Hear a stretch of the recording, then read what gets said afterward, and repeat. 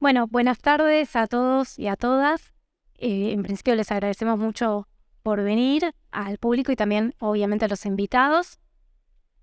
Les comentamos que estas jornadas, las jornadas Argentina 2050, que titulamos ¿Qué país queremos en 30 años?, ¿sí?, fueron convocadas un poco para debatir y reflexionar sobre la crisis actual, una crisis que vemos cómo se manifiesta en distintos ámbitos, ¿sí? Y esta mesa en particular para debatir sobre el problema de la desocupación, pero no solo debatir diagnósticos, sino que la idea es avanzar en el debate de propuestas, de soluciones posibles, de cómo superar esta crisis que viene de larga data y que está llevando a la Argentina a una decadencia cada vez mayor. Por eso invitamos a intelectuales, dirigentes políticos, dirigentes sociales a debatir, de distintas corrientes, a debatir con este espíritu, un espíritu de buscar propuestas superadoras, ¿sí? Las jornadas son organizadas por el movimiento Argentina 2050, que organiza y en la que participan varias organizaciones, entre ellas Vía Socialista, y adhieren a las jornadas el Centro de Estudios e Investigaciones en Ciencias Sociales, el CEICS, ATE y ATE Cultura, que nos cedieron los espacios para poder llevar adelante las jornadas, el Grupo de Trabajo Izquierdas y Luchas Sociales en América Latina de CLACSO, el INDIAL, que es el Instituto Interdisciplinario de Estudios e Investigaciones en América Latina de la Facultad de Filosofía y Letras de la UBA. Los invitamos a todos los presentes a seguir en redes sociales las páginas de las jornadas, donde vamos a ir subiendo material. Se van a subir después los videos de todas las charlas, donde se van a poder ver, ¿sí? Y van a poder enterarse de futuras ediciones. Y también a que si van a publicar algo sobre el Congreso, sobre las jornadas, que usen el hashtag que estamos usando, que es Argentina 2050, ¿sí?, para poder ir viendo las distintas publicaciones.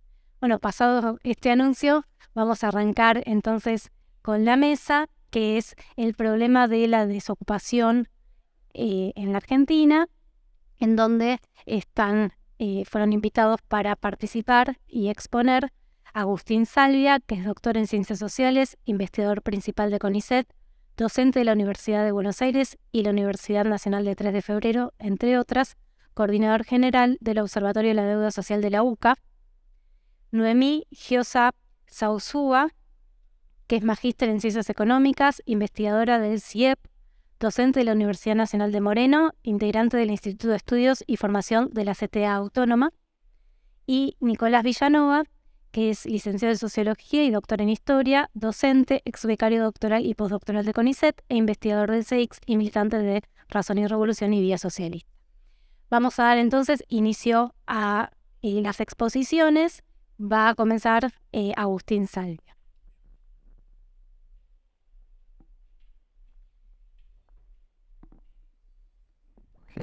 Bueno, me paro como para poder ir generando la presentación que tengo preparada para esta actividad, a la cual felicito. La iniciativa me parece extraordinario.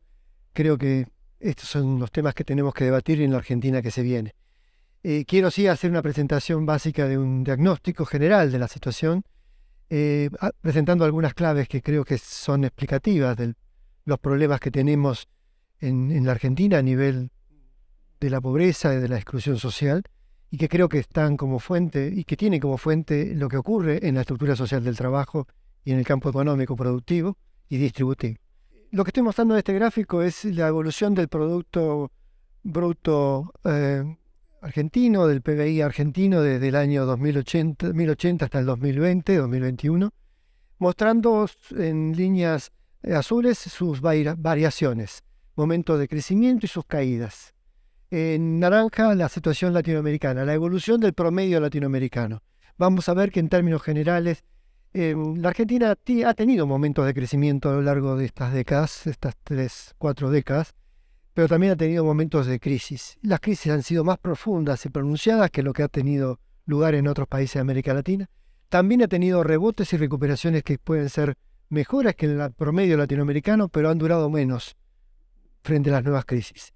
Una de las claves que ha ocurrido en nuestro sistema económico, productivo, laboral y distributivo, tiene que ver con estas crisis recurrentes de un modelo de acumulación que no logra encontrar un cauce sustentable de crecimiento permanente o regular, con políticas de redistribución del ingreso basadas en el crecimiento. La siguiente. Dos claves, es decir, si uno compara de los años 70 un conjunto de indicadores disponibles hasta la actualidad, va a mostrar que ha habido un proceso regresivo desde el punto de vista económico en Argentina. No es que la Argentina no ha crecido. Como mostré hace un momento, creció. El promedio de crecimiento del PBI desde el 80 hasta acá es del 1% anual. Apenas reproduce el crecimiento poblacional de la Argentina. ¿Bien? Entonces, en términos generales, tenemos un PBI, un crecimiento estancado desde hace mucho tiempo, sobre el cual hay una puja distributiva, sin duda, pero es un crecimiento, es un PBI que no ha logrado tener capacidades de incrementarse y de encontrar políticas redistributivas que garanticen efectivamente la plena inclusión del conjunto social. ¿Qué ha ocurrido? En ese mismo periodo hemos tenido políticas mercadocéntricas y también hemos tenido políticas estadocéntricas. Y cabe llamar la atención sobre el fracaso de unas y otras.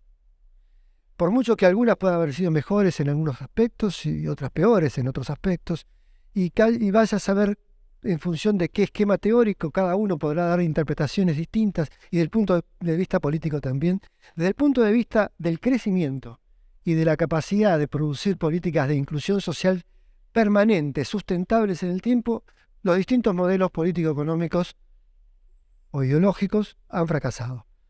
La siguiente, por favor. Veamos por qué este fracaso, o veamos algunos indicadores de este fracaso.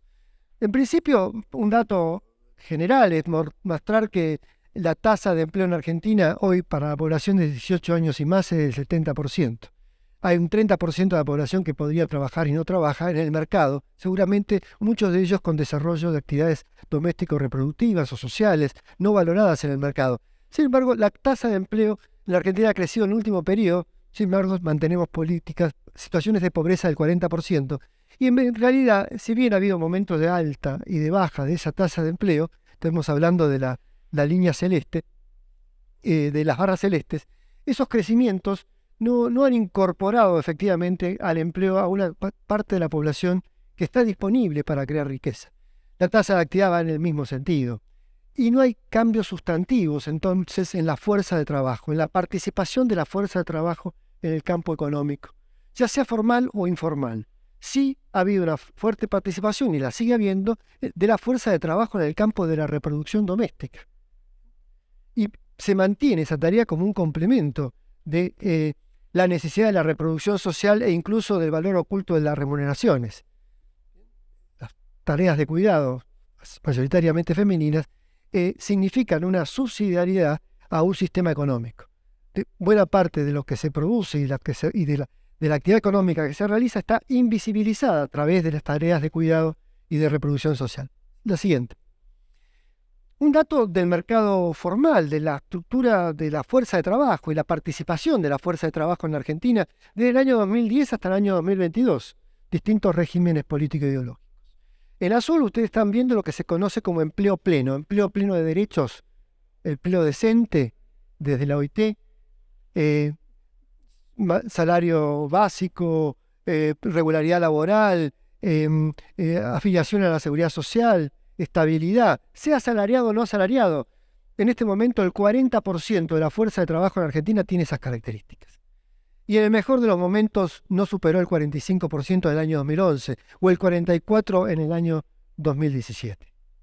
En realidad no hubo cambios sustantivos en esa participación en el empleo pleno. ¿Qué tenemos por fuera del empleo pleno? Empleo precario, regular pero no registrado, o empleo indigente, empleos de subocupaciones informales, muchas de ellas vinculadas a la economía social, que hoy por hoy alcanza el 23% de la población económicamente activa, y un desempleo que alcanza el 8 o 9%. Aunque venga cayendo ese desempleo, lo que estamos hablando es que el verdadero desempleo que tiene nuestra economía al menos debería estar rondando el 30%. Esas changas, esos trabajos de indigencia, esos vendedores ambulantes, limpiavidrios, trabajos de muy baja productividad y de muy baja productividad económica o social, bueno, incluye hoy el 23% de la fuerza de trabajo. Si le sumamos la desocupación, el 30%. Otro 30% está precarizado y solo el 40% tiene un empleo pleno, un empleo productivo, un empleo decente, un empleo bajo cánones de estabilidad y de crecimiento, y que puede pelear incluso por los derechos sindicales, los derechos laborales y las reivindicaciones económicas e incluso salariales en un contexto de inflación. La siguiente. Bien, para marcar ahora, y rápidamente voy pasando, que hay una alta correlación entre tener un empleo pleno y la situación social, la inserción económico-social o el nivel socioeconómico de la población. Cuanto mayor nivel socioeconómico, mayor empleo pleno a lo largo del tiempo. Y cuanto más baja es la inserción o el nivel socioeconómico de la población, más alto es el nivel de desempleo, subempleo o precariedad laboral. La siguiente, lo mismo pasa cuando analizamos la pobreza. Los hogares pobres están claramente vinculados a una situación de empleos irregulares, inestables, precarios, desempleo o empleos de indigencia, mientras que la mayor correlación para los hogares no pobres es justamente el tener un empleo pleno o es incluso tener un empleo precario pero regular. La siguiente, por favor. Detrás de esta estructura que estamos señalando, hay tres grandes sectores en la economía. Un sector público que genera trabajo, empleo público, incluso programas de empleo, pero apenas una parte de los empleos públicos que se generan. Otra parte de la economía son las pequeñas, los microemprendimientos o las microempresas de muy baja productividad, de características informales, de baja capacidad organizacional. Y tenemos otro componente que son las empresas privadas o actividades profesionales independientes o asalariados que trabajan en esas empresas y que constituyen el sector formal privado. En Argentina el sector privado formal constituye el 30% del empleo y el sector público el 16%. El 53% del empleo, y sin cambios sustantivos a lo largo del tiempo, más allá de que viene aumentando el peso de la economía y del empleo en el sector microinformal de baja productividad, alcanza el 53%, al menos el 50% de la fuerza de trabajo ocupada lo hace en pequeños establecimientos, lo hace como cuenta propia no profesional, lo hace como changarín, lo hace en buena parte también en la economía social, de la cual vamos a hablar en un momento. Esta es una falla estructural del modelo económico. Es un modelo económico que no ha generado capacidad de producir pequeñas y medianas empresas capaces de convocar a trabajadores asalariados con buenas remuneraciones e incorporarlos a una dinámica formal de producción y de trabajo. Y un sistema en donde la propia economía social forma parte de un nivel de microempresas o de microemprendimientos o de cooperativas de muy baja productividad que asisten o alivian la pobreza, pero que no permiten salir de la pobreza. La siguiente, por favor. Bueno, acá una correlación entre la calidad de los empleos y las distintas posibles inserciones en la estructura laboral, en la estructura sectorial. La siguiente. Bueno, evolución de los ingresos. Miren, la evolución de los ingresos para los tres segmentos ha sido en caída en los últimos 12 años. Mucho más, cuando lo analizamos, obviamente, el sector microinformal. Las remuneraciones del sector microinformal siempre van por debajo, mientras que el sector público y el sector privado formal van por arriba de la media. Hay una brecha de desigualdad distributiva que tiene una matriz productiva, laboral, no solamente redistributiva en materia de política social, sino que hay una matriz de desigualación social en la propia estructura social del trabajo. La siguiente. Cuando analizamos esto por calidad del empleo también es claro. Cuando se tiene empleo decente, los niveles salariales están por arriba. Cuando se tiene un empleo o un subempleo inestable, en rojo, las líneas van por abajo. ¿Sí? La situación de tener la calidad del empleo que correlaciona fuertemente con el sector productivo está claramente vinculada a esa remuneración, a la calidad del empleo y al sector en el cual se trabaja. La siguiente. Esto expresa o termina como resultado el fenómeno de los trabajadores pobres en Argentina. En el sector todo viene creciendo. El trabajador que vive en un hogar pobre crece a pesar de que tiene un trabajo y está ocupado en Argentina. Crece mucho más el que trabaja en el sector microinformal, el que está ocupado en esa economía de asalariada o cuenta propia de muy baja productividad. Crece también en el sector público, crece también en el sector formal, pero por debajo de lo que ocurre en lo que ya habíamos visto el 50% de los trabajos en Argentina. El 50% de los ocupados está ocupado en el sector microinformal. Siguiente. Obviamente, otra vez la correlación vinculada al empleo pobre, a la pobreza de los trabajadores vinculada con la calidad del empleo. La siguiente. La composición de los trabajadores pobres. El 46-47% son no asalariados del sector informal.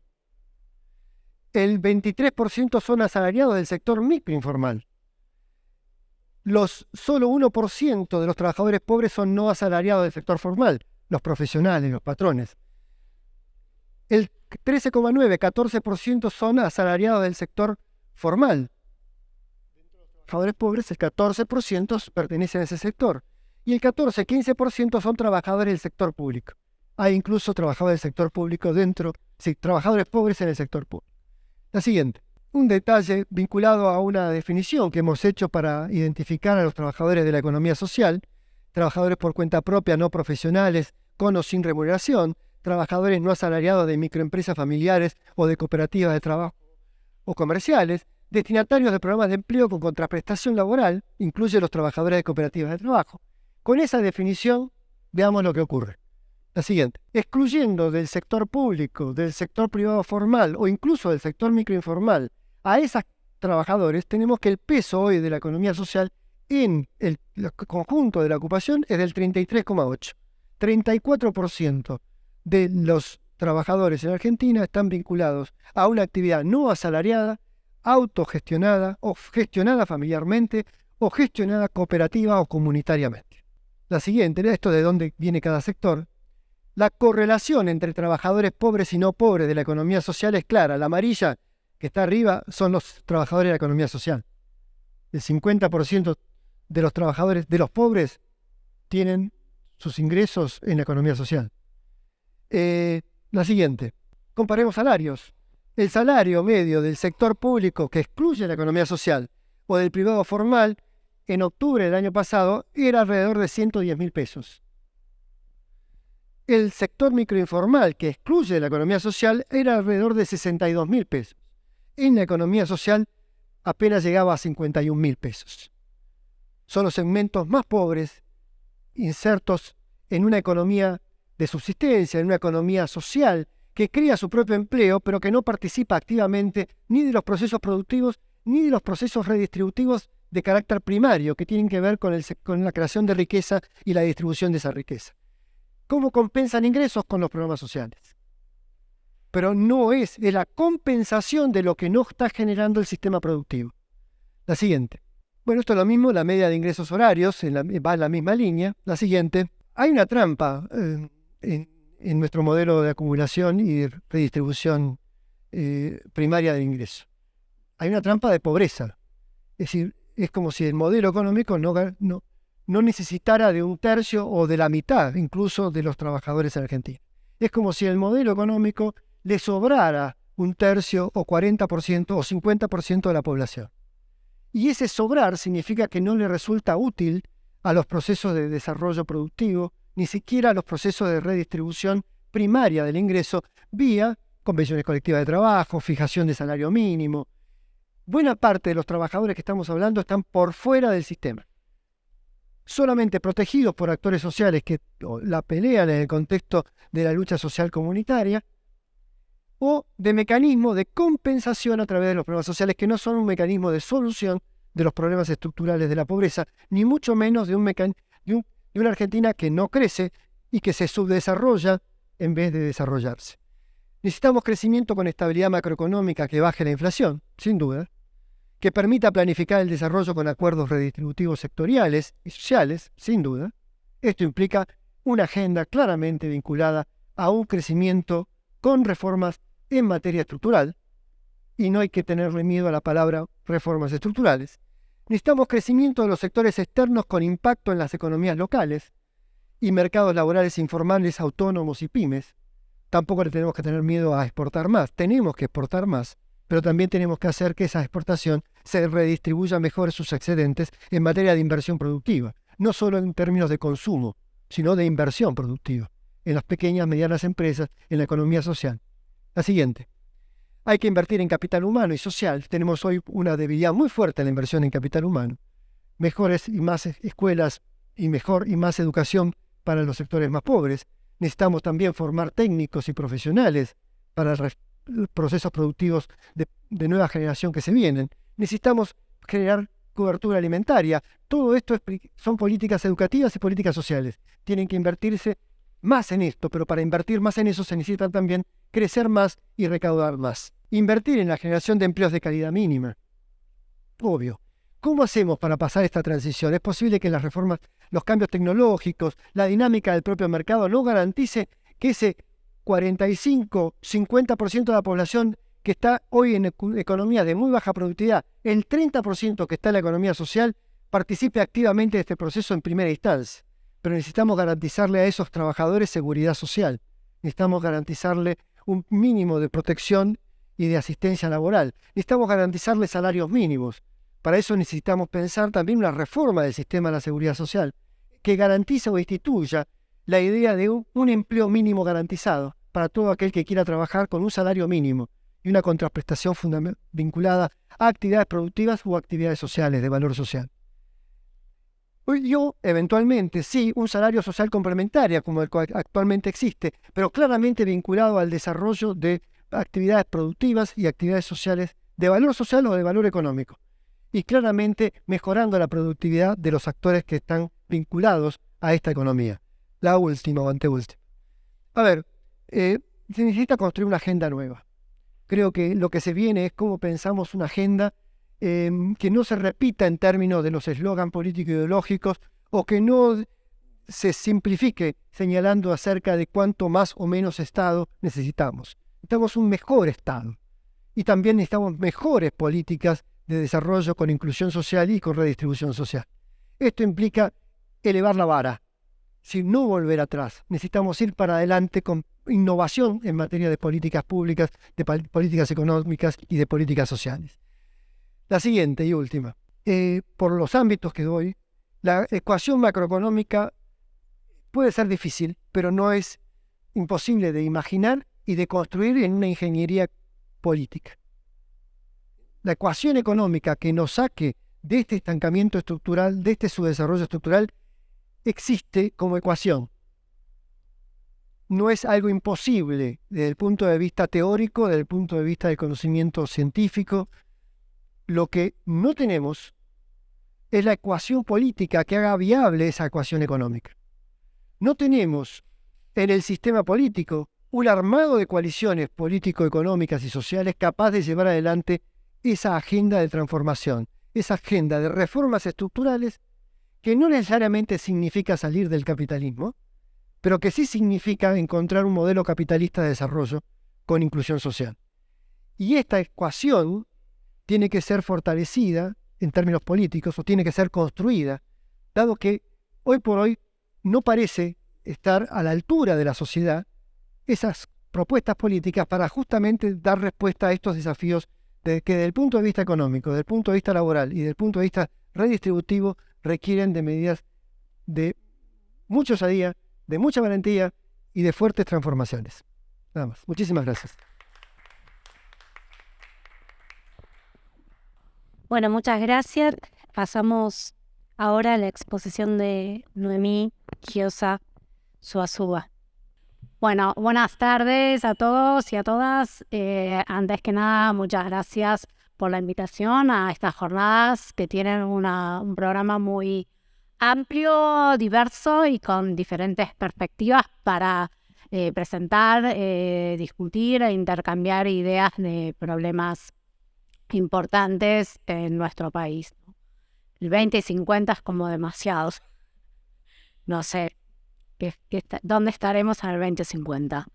Bueno, la primera, así, digo, Filmina, ¿sí? Bueno, el título, digamos, del panel nuestro tiene como categoría el desempleo, ¿no? La desocupación. Esta filmina es solamente como para barrer un poco la idea de la tasa de desempleo que es una categoría estadística que mide el INDEC como cualquier instituto de estadística, no solamente en la Argentina, sino en tantos otros países que componen, son parte de la Organización Internacional del Trabajo y del Sistema Estadístico Nacional e Internacional, digamos, y que poco dice de los graves problemas en los mercados de trabajo de nuestros países, y con nuestros países digo de países subdesarrollados, ¿no? Esto no es una novedad para quienes estudiamos estos temas, pero creo que conviene aclararlo porque muchas veces y últimamente se escuchan también en los discursos políticos o de funcionarios, bueno, estamos bajando mucho el desempleo, la tasa de desempleo. Bueno, esa tasa de desempleo, ¿qué nos representa? ¿Qué dice esa tasa de desempleo? El concepto de ese desempleo abierto es una persona que no tiene trabajo, una ocupación mercantil, o sea, que proviene, que reditúa un ingreso por el trabajo laboral, que está disponible para trabajar y que ha realizado acciones de búsqueda de trabajo efectivas en el último mes, es decir, desde el momento en que la encuesta del INDEC lo va a encuestar, ¿no? Es decir, es una persona que no tiene ingresos provenientes del trabajo, por lo cual para poder mantenerse en desempleo abierto, tiene que tener algún tipo de ingresos, digamos, si no, no puede sobrevivir. Actualmente en la tasa de desempleo abierto de urbana, en promedio, varones y mujeres, está por el 7-8%. Yo tomé acá, estos indicadores son del periodo 2004-2019, es la raya roja, es la tasa de esta tasa de desempleo. Ustedes pueden ver que hay todo un periodo en que disminuye y luego aumenta. La tasa azul es la tasa de empleo, o sea, la tasa de empleo de empleos creados, y se puede ver que la tasa de desempleo abierto tiene distinto comportamiento a pesar de que la tasa de empleo crezca. Es decir, hay un periodo 2013-2014 donde la tasa de empleo cae, pero luego el resto de la extensión del periodo la tasa de empleo crece y el desempleo cae, y luego la tasa de empleo crece y el desempleo aumenta. Esto tiene que ver con las características, el contexto de la economía en cada periodo. Pero no obstante, este gráfico solamente es para hablar de lo que significa esta categoría y por qué el desempleo abierto solo cuenta una partecita de los problemas que se manifiestan en el mercado de trabajo y que no tienen su origen en el mercado de trabajo de nuestros países. Bueno, ya Agustín adelantó en base a sus indicadores, desde mediados del siglo pasado en los países subdesarrollados se debate acerca de otros problemas de los mercados de trabajo, de la ocupación, y que las estadísticas básicas no las reflejan. Uno tiene que armar sus indicadores para poder observar que hay un segmento de población y que viene en crecimiento que realiza actividades que poco, ni siquiera a veces les alcanza para un ingreso de subsistencia. Depende de la perspectiva donde se analiza este problema que acontece en países de América Latina. A veces los mercados de trabajo se gestaron con ese problema. En Argentina podríamos decir que no se gestó con ese problema, pero a mediados de los 70 se inicia un proceso de desestructuración de los mercados de trabajo y empieza a aparecer este fenómeno que crece cada vez más, ¿no? Aquí está, por eso hablaba antes del desempleo abierto, es decir, hay personas que no pueden estar buscando empleo sin un ingreso, entonces se van a ocupar en aquellas actividades que le pueda redituar un ingreso y que son actividades de bajo ingreso. En las teorías se lo ha denominado población sobrante, excedente de fuerza de trabajo, masa marginal. Toma distintos conceptos, que cada concepto también tiene una interpretación parecida, pero no igual. Pero esto después lo voy a retomar porque este concepto de población sobrante, de excedente de fuerza de trabajo, de masa marginal, está en el marco de teorías que se desarrollan en un mundo capitalista donde se suponía que los países subdesarrollados iban a seguir las trayectorias de los países desarrollados y iban a llegar a una sociedad salarial plena. Es decir, la tasa de asalarización en esos momentos era un indicador de desarrollo. Entonces, la idea era que el empleo asalariado era lo máximo y a eso se iba a llegar. Entonces, esta población es sobrante o es excedente o es masa marginal. ¿Para quién? Para el capital.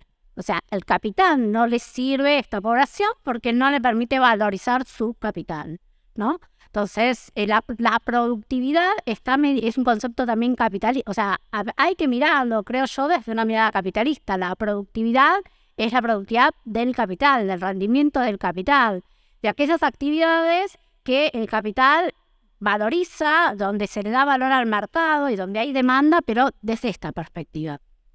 Este gráfico que están viendo, es una metodología que la armamos ya hace tiempo, lo venimos siguiendo, porque queríamos identificar algunos fenómenos, pero más o menos reproduce lo que reproducen otras metodologías.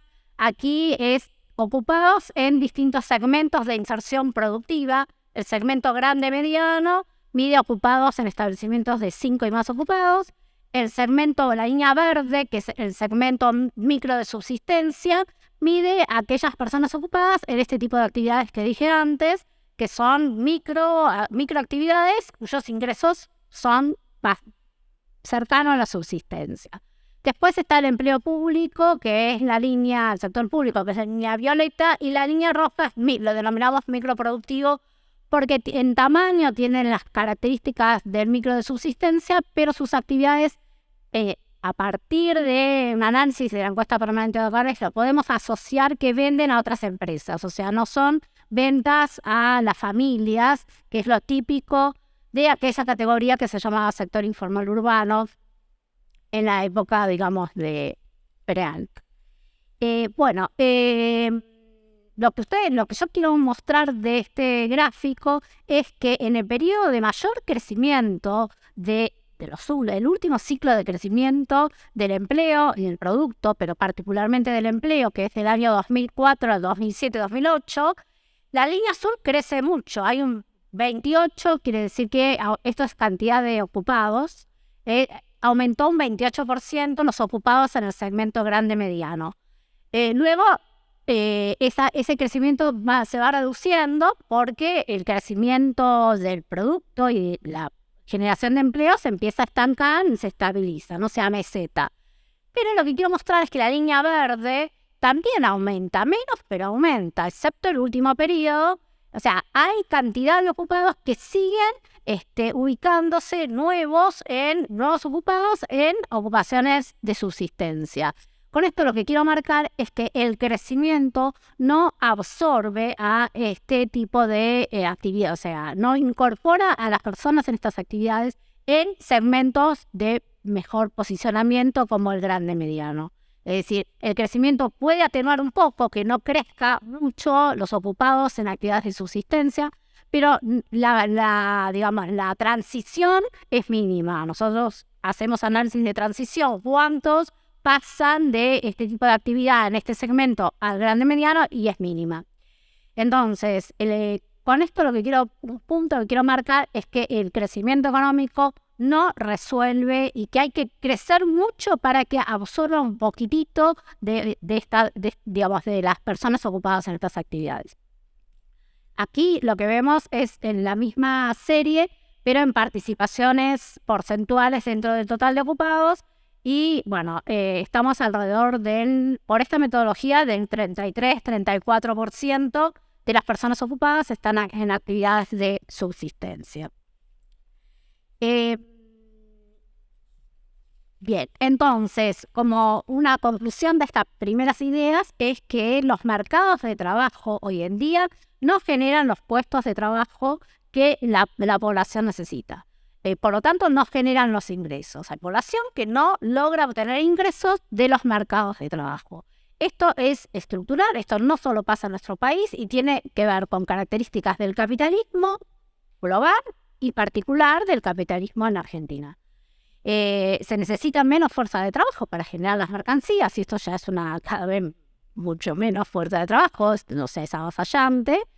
Y no hay redistribución de ingresos, por lo tanto, menos cantidad de horas de trabajo y no hay redistribución de ingresos, hay una población que se es desplazada y que el capital no la va a reciclar, no la va a reincorporar. Bueno, ante esto hay un segmento de población que, como digo, crece y que no tiene problemas de ingresos.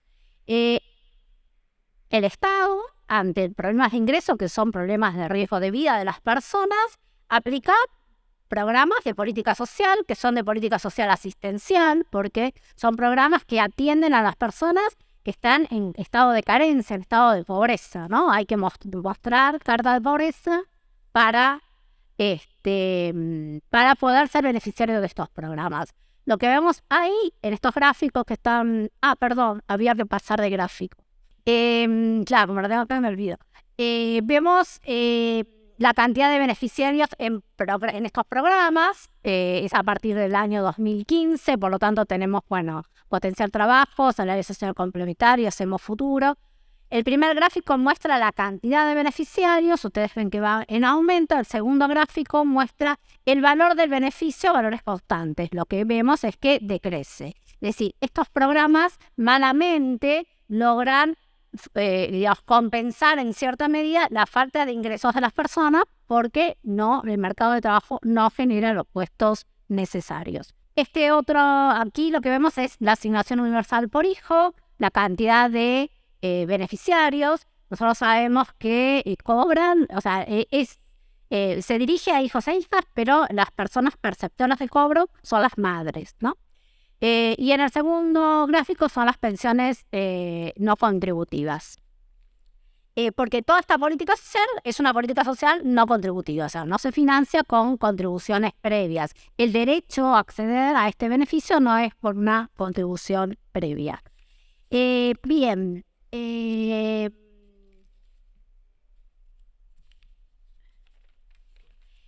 ¿Qué sucede? Sucede que... sucede que, por un lado, estos programas, otra característica es que están feminizados. Es decir, hay una proporción mayor de mujeres en los beneficiarias en los programas sociales. Y esto, y por favor la próxima Filmina, lo podemos vincular con la segmentación del mercado de trabajo por género. Es decir, de las mujeres ocupadas, hay una mayor proporción de mujeres ocupadas en segmentos de baja productividad del llamado sector informal que los varones. Esto no es porque las mujeres tengan menores capacidades ni menores productividades innatas, sino por la historia, que no da esto para desarrollarla, de cómo se configuraron los mercados de trabajo y cómo fue la inserción de varones y mujeres en los mercados de trabajo. Ante esta realidad, entonces, lo que sucede son políticas sociales que se plantean como de corto plazo. Es decir, todos estos programas se regeneran cuando hay cambios de gobierno, los contenidos son más o menos los mismos, piden contraprestación laboral o contraprestación de cuidado, pero siempre como políticas de corto plazo, aludiendo a que el crecimiento va a resolver el problema. Y digamos, hay muchas tesis, muchos análisis ya hechos de que el crecimiento no resuelve el problema, pero para el discurso gubernamental, para los diagnósticos, hay que esperar al crecimiento, hay que generar empleo genuino. Entonces tenemos los programas de puente al empleo, registrado, en fin. Entonces, como ya termino, como conjunto de propuestas de políticas, si lo que queremos es tener una Argentina con mayor grado de equidad, hay que correrse de la mirada del capital y ver desde la mirada de la reproducción de la vida. Esta población no es sobrante para el capital, pero no es sobrante para desarrollar todas estas actividades que son necesarias para la reproducción de la vida, que están vinculadas a actividades de alimentación, de cuidado, de sanidad, distintos tipos de actividades que son necesarias y que la productividad de estas actividades no se puede medir como la productividad del capital. Porque acá hay un componente social y de necesidad social que el mercado no lo valora, no lo valoriza, porque el mercado está hegemonizado por la valorización del capital. Entonces, una política que garantice un ingreso básico universal a la ciudadanía. ¿Por qué? Porque las personas, para poder dedicarse al trabajo, con el trabajo como fuente de satisfacción, tienen que tener resueltas las necesidades básicas. Ya Hannah Arendt lo ha dicho en su momento, cuanto más cercano a la necesidad está el trabajo, mucho más alejado de la libertad está.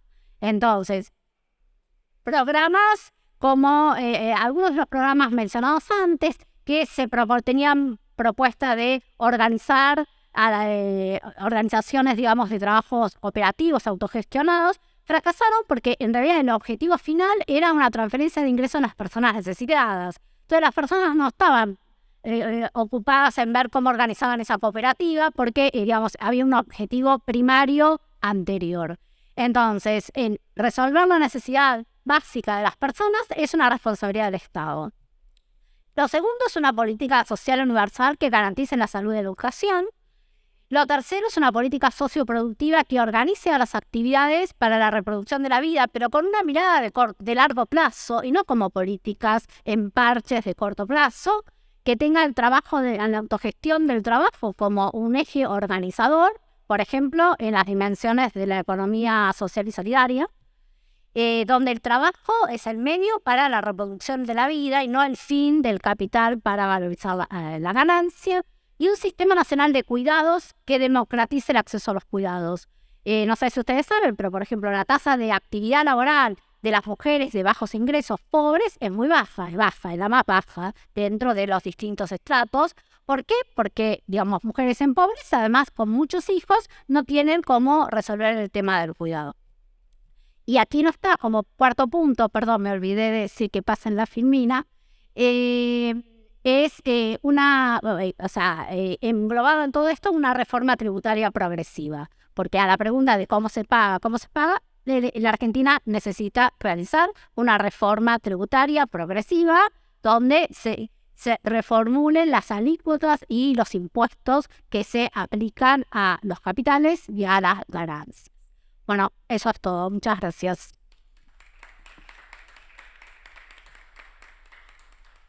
Muchas gracias. Le damos ahora la palabra a Nicolás Villanova. Bueno, buenas tardes. Muchas gracias por la participación, por las exposiciones. Bueno, la ventaja de ser último es que muchas cosas ya se dijeron, así que se puede como pasar por alto algunas, otras no, pero bueno. ¿Cómo arrancar? Partimos de el siguiente punto que es fundamental, que es lo que ordena toda esta mesa. El desempleo es el problema de la Argentina actual. El problema del desempleo, el problema de la desocupación, es el problema de la Argentina actual, y todo el asunto es cómo resolver ese problema, ¿sí? En realidad, el problema del empleo es la centralidad de esta experiencia llamada Argentina, ¿sí? Una experiencia que, bueno, lleva mucho tiempo, una experiencia capitalista, vivimos en una Argentina capitalista, una Argentina que tiene su nivel de desarrollo, pero que no logra competir en el mercado mundial. Por eso la Argentina, dicho así un poco socarronamente, es una gran pyme en el mundo. ¿Quiénes han logrado salir, digamos, a competir en las grandes ligas del capitalismo mundial? El agro, la Argentina siempre es un país agrario. Algunas empresas, Arcor, Techin, las aceiteras, no mucho más. Todo el resto es del mercado interno. Entonces, ¿cómo ha logrado subsistir ese capitalismo y esa burguesía siendo estrictamente mercado internista y sobre la base de gigantescos subsidios del Estado? El Estado históricamente ha subsidiado a través de diferentes mecanismos. A través de las retenciones al agro, a través de la deuda, a través del financiamiento externo, ¿no? A través de subsidios a la promoción industrial, etcétera, etcétera. Cuando muchas veces ahora escuchamos o leemos en los diarios estos beneficiarios de planes, estos planeros, choriplaneros, etcétera, etcétera, en realidad habría que decirle a la burguesía choriplanera que deje de vivir de los subsidios del Estado.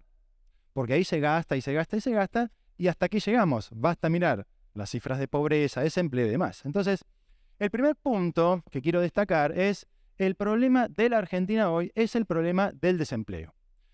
Siguiendo con algunas cuestiones que ya se mencionaron aquí, ¿qué es ser un desocupado en la Argentina? O dicho de otra manera, ¿cuál es la magnitud real del desempleo?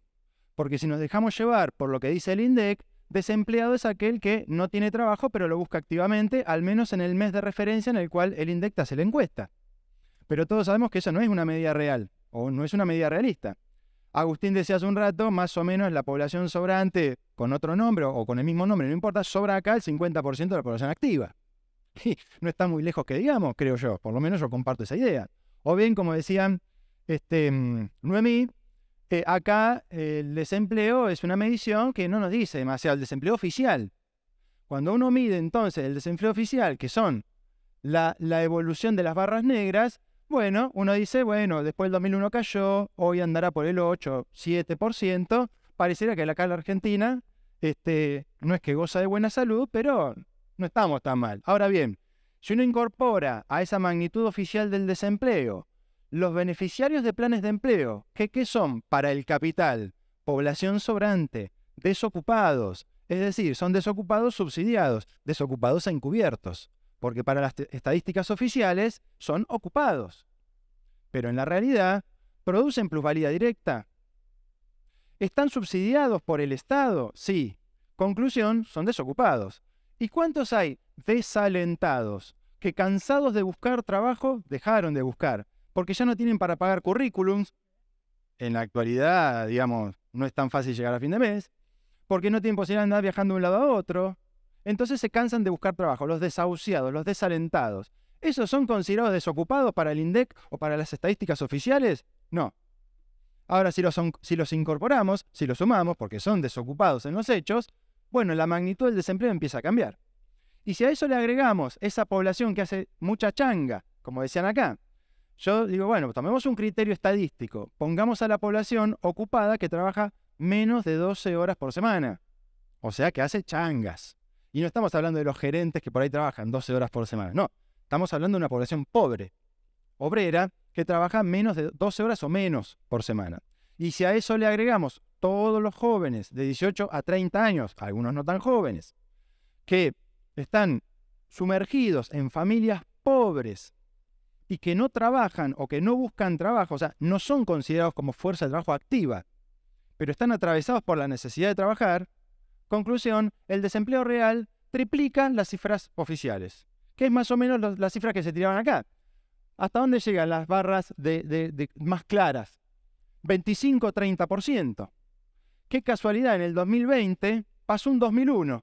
Fíjense que las barras llegan al mismo, ¿no? ¿Qué pasó en el 2020 con la cuarentena? Nadie iba a trabajar, sobre todo la clase obrera en negro, los no registrados, no podían, no salían, los desocupados tampoco. Si uno suma toda esa cuenta te da un 40%. Bueno, esta es la realidad del desempleo más realista.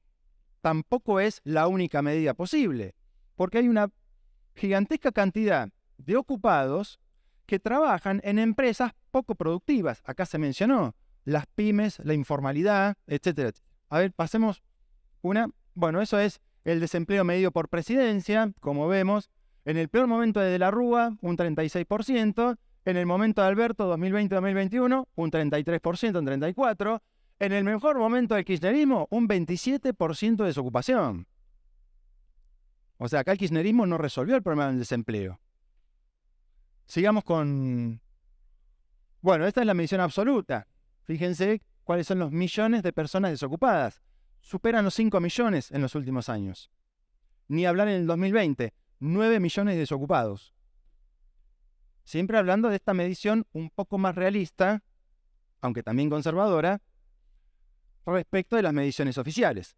Seguí pasando. ¿Cuál fue la estrategia del kirchnerismo o de los gobiernos que estuvieron después del 2001 frente a tamaña gigantesca problema de la desocupación que explota en el 2001, pero que se venía manifestando en los últimos años de la década 90?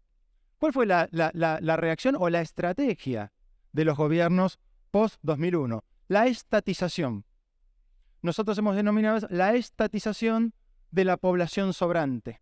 Es decir, la integración al Estado, directa o indirectamente, la asistencia del Estado a una masa de la población que no trabaja productivamente, que se encontraba en la desocupación y que fue integrada o bien al Estado, o bien como beneficiarios del Ministerio de Trabajo, o bien como beneficiarios de planes de empleo del Ministerio de Desarrollo Social, o incluso podríamos seguir, acá se mencionaron, las pensiones no contributivas, Yo acá agregué solamente 2, las de madres de 7 o más hijos y las pensiones por invalidez. Las pensiones no contributivas por invalidez, durante muchos años, el criterio era tener más de un 75%, creo 70% de invalidez para trabajar, entonces el Estado te da un subsidio. ¿Qué pasó cuando asumió Néstor? Se flexibilizó esa idea y se empezó a ponderar un poco más la idea de, bueno, si estás en una situación de vulnerabilidad, también te doy una pensión no contributiva. Dicho de otra manera, las pensiones no contributivas son un subsidio al desocupado. Las pensiones a madres de 7 o más hijos, bueno, también van por ese carril. ¿Qué son las moratorias de jubilados? Jubilados que no pudieron aportar durante toda su vida o durante 30 años. ¿Por qué? Porque por momentos se quedaron sin trabajo o porque eran empleados en negro en ramas completamente improductivas. Es decir, toda la estrategia de las moratorias por jubilaciones, no toda, pero de alguna manera incluye ahí una masa de desocupación encubierta. Porque el Estado lo que hace es tapar la masa de desempleo real con políticas asistenciales. Conclusión, hay una masa enorme de la población, si uno suma 2001, yo puse algunos años, ¿no? 2001, 2004, 2007, bueno, va viendo cómo va creciendo el empleo público. En el 2004, 2.200.000 personas. En el 2022, 3.600.000. No todo el empleo público es improductivo. Ahora bien, hay mucho empleo público que, bueno, está ahí, empleo municipal, empleo en las administraciones provinciales, que está ahí para tapar un poco el desempleo. El desempleo abierto, ¿no? Esto es desempleo encubierto. Y es desempleo porque, otra vez, es empleo improductivo, no produce plusvalía, es desempleo para el capital, como se menciona acá. Es desempleo para el capitalismo. Bien que podrían desarrollar otras actividades productivas. Bueno, ya vamos a llegar a eso. Si uno suma toda la cantidad de población estatizada, ahí incorporamos también la AUH, el Progresar, bueno, el seguro de desempleo, aunque habría que discutir eso, uno pasa de un 7,2% de la población total, más o menos estatizada, acá falta igual población, yo puse lo que nos considerábamos como más abiertamente sobrante, pasa de un 7,2% en el 2001 a un 11% en el 2004 y llegamos al 2022 con un 35% de una masa de población que depende directamente del Estado. Es decir, la reproducción de la vida depende directamente del Estado. Acá todos los programas de alimentación que acompañan ese proceso de estatización, porque la población hay que garantizarle un empleo, aunque sea improductivo, para tapar el desempleo desde el punto de vista del Estado, pero también darle de comer. Y entonces aquí están los programas Pro Huerta. El tarjeta alimentar es el más reciente, que nace en el 2020. Pero el Pro Huerta, los tickets entregados a hogares, los kilogramos de leche entregada a niños y niñas, toda la política de comedores y merenderos. ¿Dirigida a quién? A la población más vulnerable. ¿Y quiénes son? Los desocupados, los pobres, los informales. Bueno, acá el mismo gráfico que puso, digamos, Noemí, la evolución de los potenciar trabajo, antes llamados Hacemos Futuro, Argentina Trabaja, y la evolución de los montos reales que se paga de bolsillo a cada uno de ellos, que va cayendo. Acá un poco podremos resumirlo en la política del más por menos, ¿no? Más beneficiarios, aunque ahora se puso un límite, pero más beneficiarios por menos plata. El empobrecimiento aquí está a la orden del día, ¿sí? La próxima... Bueno, ¿cómo se manifiesta todo este proceso de la estatización de la población sobrante o de esta masa de desocupados que después del 2001 todos los gobiernos fueron, ¿no? eligieron como estrategia? Bueno, con el aumento gigantesco del gasto social, ¿sí? Uno puede ver ahí el aumento en términos reales y el aumento en términos de porcentaje del PBI. Un gigantesco aumento del gasto social que no todo va a parar a la clase obrera desocupada. Buena parte de esto también va a parar a la burguesía. Un porcentaje de este gasto social que quizás va dirigido a una población, como por ejemplo la asignación universal por hijo. Uno dice, bueno, es un subsidio a los niños, niñas, hijos del empleo informal. Sí, pero también es un subsidio indirecto al capital. ¿A qué capital? Al capital negrero, a la burguesía negrera. La burguesía que negrea y que no paga las asignaciones familiares encuentra en el Estado ese subsidio. Que, desde ya les voy adelantando, se ahorra mucha plata la burguesía negrera. El próximo... Bueno, la conclusión de todo esto, ¿cuál es? La pobreza. Que uno puede discutir un montón la medición de la pobreza porque la pobreza se mide con una canasta que es de pobres. ¿Sí? Ya eso se hizo en el año 85, 86, por allá. y cuando uno observa todos los documentos históricos y demás, ¿a quién están midiendo? Al consumo de una de las poblaciones más pobres, segundo quintil o algo por el estilo, no importa. El asunto es que esta medición hasta puede ser incluso conservadora. Y además, bueno, siempre hay una discusión, es una línea absoluta, etcétera, etcétera. Pero ¿el resultado cuál es? Obviamente elegimos en los años que fueron trastocados en el INDEC, que fueron manipulados, otras estadísticas, ahí usamos las del observatorio, ¿no? Pero luego la medición oficial que indica más o menos un 30% de pobres a lo largo de 40 años, 30, 40 años. ¿Qué es lo que observamos nosotros? Efectivamente, una masa enorme de desocupación. Y efectivamente observamos que lo que han hecho diferentes gobiernos ha sido como estrategia la estatización de esa población sobrante. ¿Ha resuelto el problema de la pobreza? De ninguna manera. La pobreza no solo persiste, sino que en los últimos años se empieza a elevar y empieza a crecer. ¿Y entonces qué sucede? Bueno, esto da lugar a pensar que esto ha sido un fracaso completo. Y de allí que surge y se empieza y se yergue, ¿cuánto me queda? 5 minutos. ¿No? La idea de este consenso liberal, que empieza a cuestionar todo esto. Dice, che, el Estado se hizo cargo, sí. ¿Resolvió el problema de la pobreza? No. ¿Resolvió el problema del desempleo? No. ¿Y entonces qué hacemos? Hay que traspasar todo al sector privado. Entonces todos los planes sociales tienen que ir al sector privado. El sector privado no está creando empleo. ¿Y entonces qué hacemos? Además es una política que ya se viene dando desde el año 2006, con un programa llamado PIL. Y eso ha sido un fracaso también. Por lo tanto, el sector privado no absorbe a esos desocupados, al contrario, tiende a expulsar población. El consenso liberal dice, hay que terminar con el gasto social, no podemos seguir así. La Argentina se cae a pedazos. Y entonces, puede ser que Milei y Spert y ciertas agrupaciones lo exponga más abiertamente, pero ya el gobierno, que está hoy en el gobierno oficial, también lo está llevando a cabo, porque ya se dieron de baja 100.000 planes sociales, y ya se puso un límite al empleo público nacional. Por lo tanto, el consenso liberal está dentro del gobierno, ¿sí? La caída en el gasto dirigido a las jubilaciones viene desde hace tiempo. O sea, está cayendo el gasto social. O sea, se está haciendo un ajuste brutal. ¿Cómo resolvemos esto? ¿Lo resuelve el sector privado? Como dice, pasemos todo el empleo, los planes sociales al sector privado. Bueno, ya ha dado muestra el sector privado que no puede resolver los problemas de la Argentina. Seguimos utilizando al sujeto histórico, es decir, al que nos ha llevado a esta bancarrota, a la burguesía, como sujeto central, organizador de la vida social, organizador del trabajo, o le damos centralidad a la clase obrera. Bueno, nosotros creemos lo segundo, démosle la centralidad a la clase obrera. ¿El socialismo está a la orden del día para desarrollarlo mañana? Y probablemente no. Y en el mientras tanto, entonces, ¿qué hacemos? ¿Hay salida? Creemos que sí. Ahora, lo primero que tenemos que pensar es ¿qué hacemos con la desocupación? ¿Y qué hacemos con la desocupación? ¿La mandamos al sector privado o usamos eso como un recurso enorme, gigantesco, para sacar a la Argentina adelante? Y yo creo en esto, creemos en esto. Creemos que debemos darle el Estado debe asumir esa planificación, ese rol central.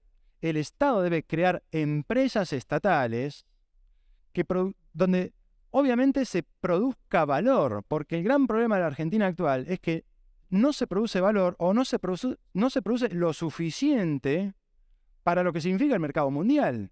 Esa es la razón por la cual la Argentina no tiene riqueza. Y cada vez somos más pobres como país, como sociedad.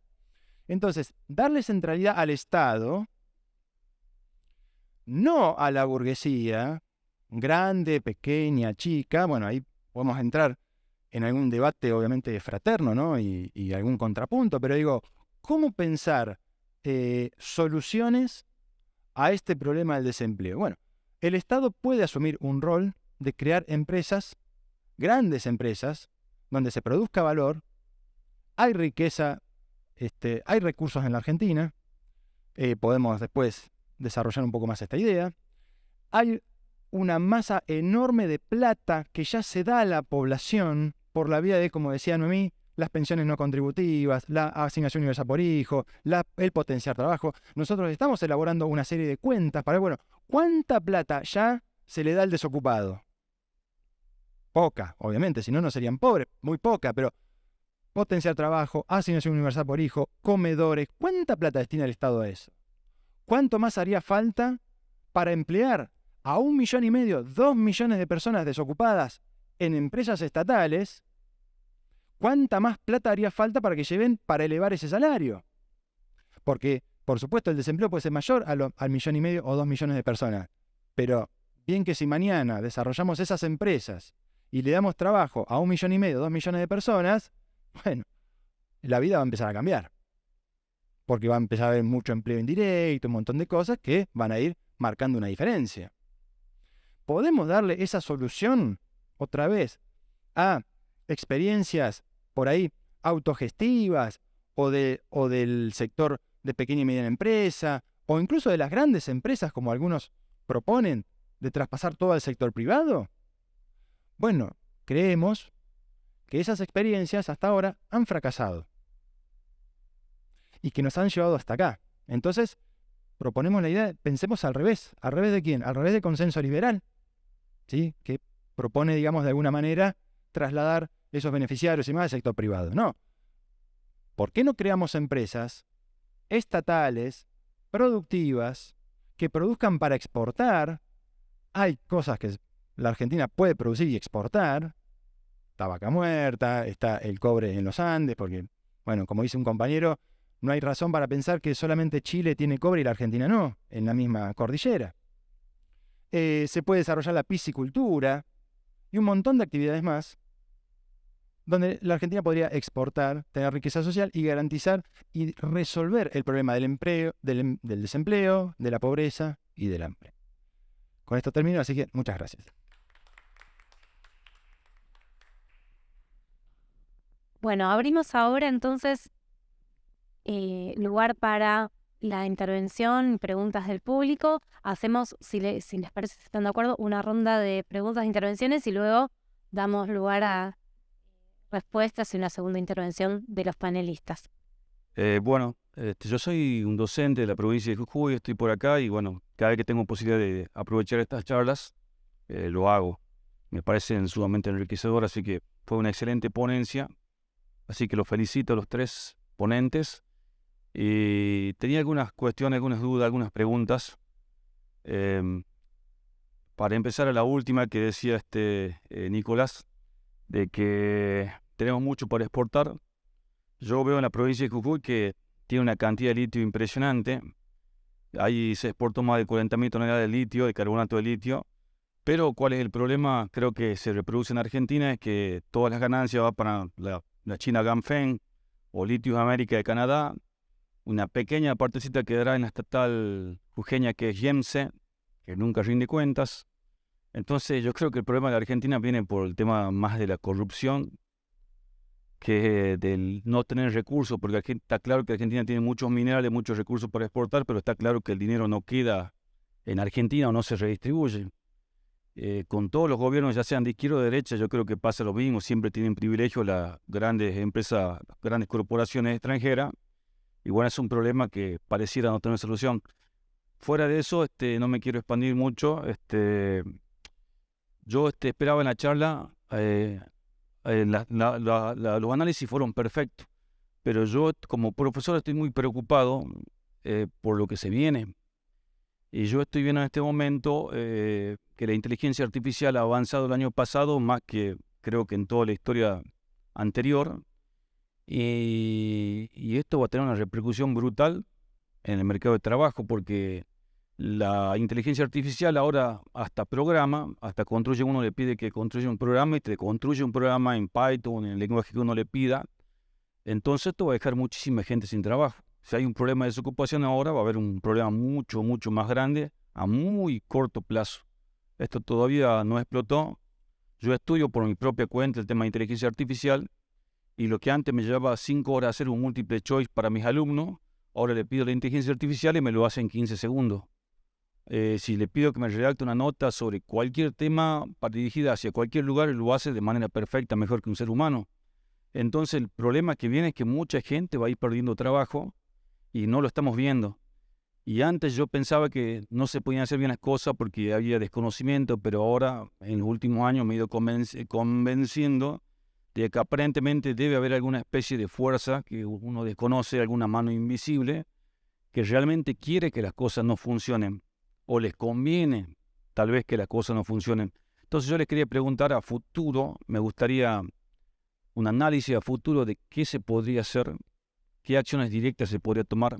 Yo tengo algunas ideas desde mi pequeña perspectiva como docente, pero me gustaría a ustedes que son personas intelectuales, una visión más general sobre qué cosas podría hacer el país para salir adelante, digamos, para que en los próximos años no quedemos relegados con respecto a los demás países, que ya estamos relegados ahora, pero para que no quedemos tan relegados, ¿qué acciones directas podríamos tomar? Ahí está. Bueno, muchas gracias a los tres por las exposiciones.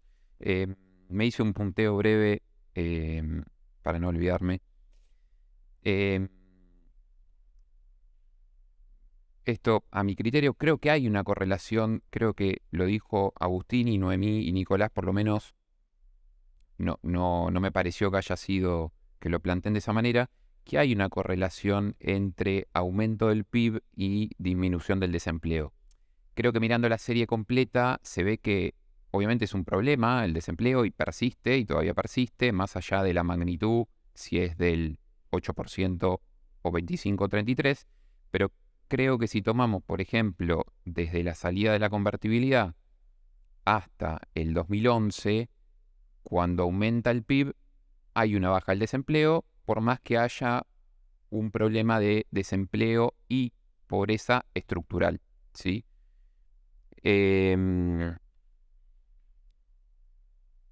Por otro lado, Noemí planteaba como posibles soluciones el tema de un régimen impositivo más progresivo. Sin duda, siempre puede ser más progresivo que el actual.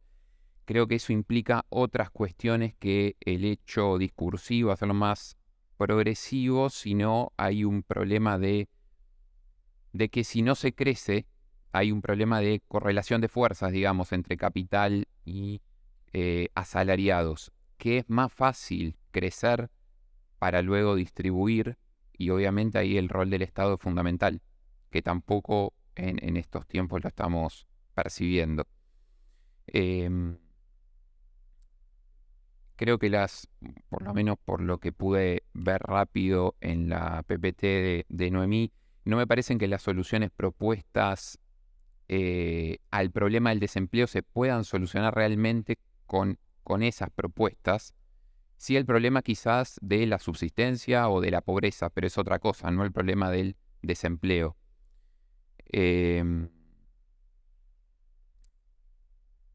Nicolás hablaba del empleo público. Creo que si bien aumentó el empleo público, de vuelta, el rol del Estado en los años 90 no es el mismo que posterior a la salida de la convertibilidad, digamos. Con políticas más activas también fue necesario aumentos de empleados públicos. También yo no sé si en la cuenta estadística, en el cuadro ese se tuvo en cuenta, por ejemplo, el tema de la estatización de las AFJP, no sé si estaba en el cálculo o no, pero bueno, o las empresas públicas y la estatización de YPF o de aerolíneas. Creo que el problema de fondo, y un poco lo planteaba Agustín, es el de plantear un modelo productivo sostenible en el tiempo que pueda generar una distribución del ingreso, un crecimiento económico y la generación de empleo. Los tres pilares fundamentales de cualquier modelo de desarrollo. Bueno, gracias. Hola, buenas tardes. En primer lugar, gracias a todos los panelistas. Me presento, soy Marina Cabat, también parte del espacio los organizadores de este movimiento Argentina 2050. Y tenía un par de comentarios, inquietudes para Agustín y para Noemí, diferentes en cada caso. Para Agustín, que ve la salida al problema del desempleo por el lado de cambios estructurales en lo económico, que implican subrayar la capacidad de exportar de la economía argentina, y hasta ahí tenemos en gran medida acuerdos. Quizás un matiz es en relación a la expectativa de que parte de ese proceso y de que esa solución venga por el lado de potenciar a las pymes, que en la intervención se planteaba en un momento que no llegamos a tener pymes que ofrecieran trabajo de calidad, y al final otra vez esto de el lado externo y potenciar a las pymes. Y lo cierto es que si algo ha tenido la Argentina en la economía es pymes. Si esas pymes generaron empleo de calidad es otra cuestión. Obviamente son responsables hoy por una gran parte del empleo, y cualquier solución a los problemas económicos y a los problemas de empleo no puede obviarlas. Por eso en nuestro planteo, si bien por un lado está con fuerza el rol del Estado y el plan que planteaba Nicolás de desempleo cero y la absorción de todos los desocupados en el Estado en tareas productivas, por otro lado, en relación con las pymes, nosotros planteamos que para superar sus déficits crónicos lo que es necesario no es seguir incentivándolas, porque eso nos lleva a darles más subsidios a ese sector económico privado que ha recibido en distintos momentos muchas formas de subsidios, incluso subsidios para la exportación en momentos de esquemas de promociones de exportaciones no tradicionales, y que no han logrado resolver el problema, y que creemos que está dado por la baja escala de las empresas argentinas y de las pymes en particular. Para esos casos nosotros estamos pensando un esquema de economía mixta estatal-privado para no perder los empleos que hoy tienen las pymes, pero al mismo tiempo aumentar la productividad y que eso nos permita llegar al sector externo. Y en ese sentido, bueno, un poco plantear la inquietud. Desde nuestra posición, esta puede ser una salida. Veo ciertos acuerdos, pero le veo como ahí ese puntito flojo a la salida. No sé si hay algo más que dentro de este pensamiento de reformas económicas estructurales, si hay algo que se esté pensando por ese lado, que no sea simplemente subsidiar, promover, porque eso después queda librado en lo que la empresa haga o no haga, y a veces es un límite muy grande. Y en relación con esto, a mí, quizás de Noemí, me preocupó un poco la despreocupación por el problema de la productividad, que es un tema que ya apareció un poco en una charla anterior que tuvimos ayer, debatiendo sobre el conurbano con María Maneiro, y apareció también en segundo plano esta discusión, pero apareció porque es una de las discusiones políticas hoy en día que están en debate en la sociedad, en espacios intelectuales, políticos, y esto de qué hacer con el desempleo que ahora aparece contenido en el sector de la economía social. Una propuesta es la nuestra, la que planteó Nicolás, que se incorpore al empleo estatal en espacios productivos.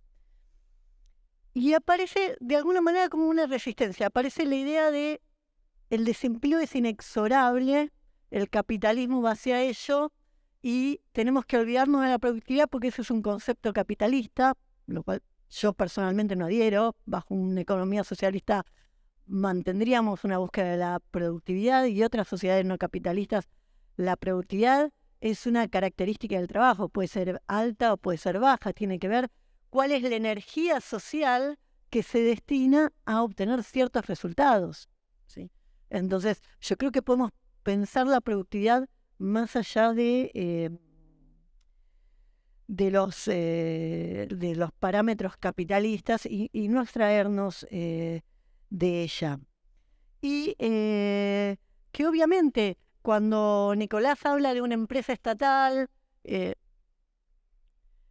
genere empleo productivo, ese empleo productivo está vinculado a la producción de bienes, pero también a resolver necesidades sociales que pueden contemplar las necesidades de cuidado u otras.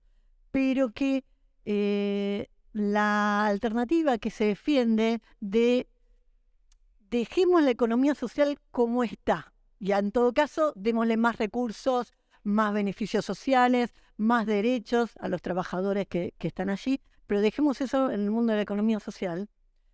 Lo que implica es dejemos el 30, el 40 o hasta el 50% de los recursos humanos del país por fuera de otros emprendimientos productivos. Y eso amputa a la Argentina de la riqueza que puede producir. Y por otro lado, estamos diciendo, termina a veces, no necesariamente estamos diciendo, pero aparece el riesgo de que los cuidados de los pobres estén a manos de los pobres. Y entonces tenemos jardines maternales estatales con profesionales, con personas capacitadas para el cuidado, con un montón de espacio, con ciertas pautas para esos lugares, y tenemos los jardines de la economía popular, de la economía social. Y entonces pasamos a, no solo en cuanto al empleo, a dos espacios divididos, segmentados, sino también a la lógica de los cuidados en educación, en salud, donde todo eso queda a las manos de las personas de los barrios, etcétera, a las cuales se le da algún tipo de capacitación, pero no necesariamente se llega a los mismos estándares de calidad que en otros espacios. Y en ese sentido me preocupa esas alternativas por lo económico y también por los impactos, por los impactos que a nivel social, y en el cual a veces hablamos de olvidémonos de la lógica del capitalismo, no hacemos nada para cambiar ni siquiera el tipo de capitalismo que tenemos, y mientras que vivimos sumergidos en las peores consecuencias de ese capitalismo. Entiendo que hay una idea de que esto no tiene que ser así, o sea, yo estoy extremando los argumentos y hay una búsqueda de salir de eso con alternativas, que ahí entiendo que apostar a una reforma tributaria va en ese sentido. En el contexto de una economía argentina fundida, no estoy segura de que una reforma tributaria, aunque sea la más progresiva del mundo, alcance, y que en ese sentido quizás debamos ver otras respuestas también.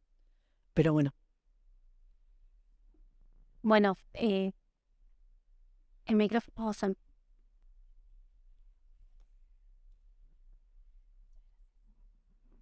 Bueno, no sé si hay alguna más, si no damos lugar a las respuestas de los expositores. No sé si quieren el mismo orden. Bueno, gracias por las preguntas y los comentarios. A ver, yo voy a tratar de esquematizar algunas ideas fuerza, por el cual apoyo una propuesta productivista, basada en el mercado, pero con un Estado fuerte e inteligente, capaz de regular e incentivar adecuadamente las políticas económicas y distributivas. El modelo sustitutivo de importaciones de los años 60, 70 se agotó. Podríamos querer que no se agotara, pero se agotó. La dinámica mundial cambió las cosas ya en los años 70. Incluso si uno tomara estadísticas, y aquel año de oro del año 74 fue una excepción. Fue una construcción, una burbuja, incluso en algunos sentidos políticos distributivos. La dictadura dio respuesta a ese contexto de crisis con la apertura y la liberalización económica y el desarrollo de un capitalismo financiero. Primeras señales que se venían de la globalización.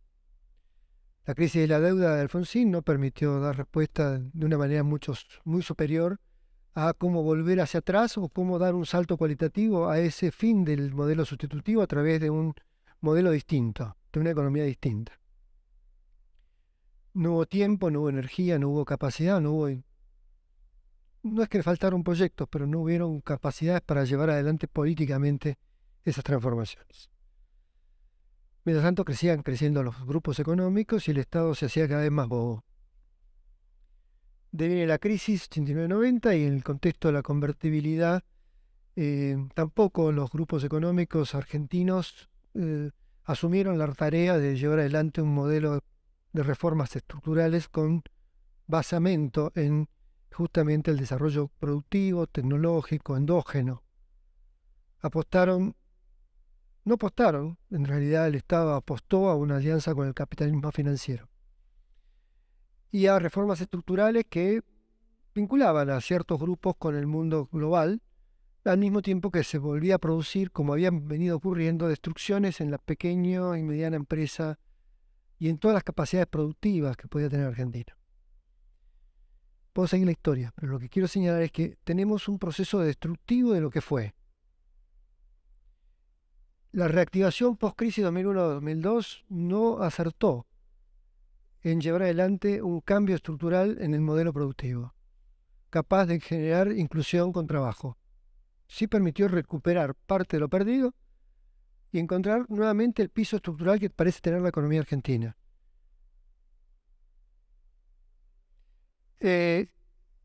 Con sectores que estaban más aliviados desde el punto de vista de la exclusión con factores de derrame, pero no por factores de inclusión productiva, de crecimiento productivo y económico.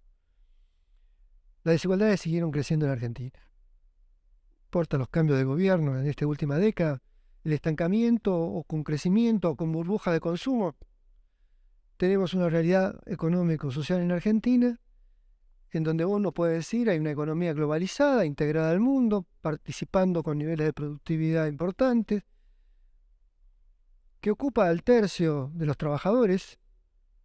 Hay otro tercio de trabajadores de pequeñas y medianas empresas que viven para el mercado interno, para el viejo modelo sustitutivo del mercado interno, porque ese modelo dejó una cantidad de población viviendo en grandes ciudades con muchas demandas, con muchos derechos adquiridos y con demandas sociales, de infraestructura, de bienestar, de calidad de trabajo, de calidad de los ingresos, de proyectos de vida, educación, salud.